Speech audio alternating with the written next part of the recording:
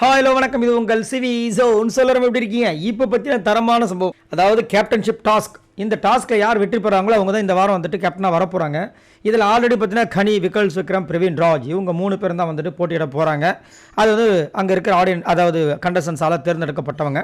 கனி already கேப்டனாக இருந்ததெல்லாம் உள்ளே வந்தவங்க. இப்போ இவங்க 3 பேருக்கும் சரியான ஒரு காம்படிஷன் கொடுத்துருக்காங்க. என்னன்னா, இந்த ஸ்கியூ போர்டு பனிச்சறுக்கில் யூஸ் பண்ணுவாங்கள்ல, தனித்தனியாக யூஸ் பண்ணி பார்த்துருப்பீங்க. 3 பேரும் ஒரே ஸ்கியூ போர்டில் இருந்தால் எப்படி இருக்கும், அந்த மாதிரி ஒரு டாஸ்க்கை கொடுத்துருக்காங்க.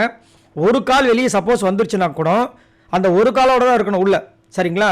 இதில் அவங்க உள்ளே இருக்கணும், அந்த போட்டியில் இருக்கணும்னா இன்னொருத்தவங்களை தள்ளி விடுறதுக்கும் பண்ணலாம் அப்படி நம்ம சொல்லிட்டாங்க. ஸோ அடித்தடி இருக்க போகுது. இதில் ஃபஸ்ட்டு எனக்கு தெரிஞ்சு கனியை தூக்கிடுவாங்க. ஏன்னா நல்ல ஹல்க் மாதிரி நம்ம இவர் இருக்கார், விக்கல்ஸ் விக்ரம். அப்புறம் பிரவீன் ராஜை பற்றி உங்களுக்கு சொல்ல வேண்டிய அவசியம் இல்லை. அவர் ஏற்கனவே முரட்டுத்தனமான ஒரு ஆள், சரிங்களா? வெளியே இன்னும் காட்டலை, சரியாக ஒரு மாஸ் போட்டிருக்காரு. கனி வந்து இவங்க கிட்ட போட்டி போட முடியுமான்றது ரொம்ப கஷ்டம். ஆள் வேறு கொஞ்சம் லீனாக இருக்காங்க. ஸோ இது ரொம்ப கஷ்டம். இதில் கண்டிப்பாக ஃபஸ்ட்டே வந்து கனி போகிறதுக்கு வாய்ப்பு இருக்குது. ஆனால் பிக் பாஸ் என்ன பண்ணுறாரு, இவங்களுக்கு மட்டும் ஒரு ஸ்பெஷல் பவர் கொடுக்குறாரு. எப்பயுமே இந்த கனிக்கு மட்டும் ஸ்பெஷல் பவர் வந்துட்டுருக்கு.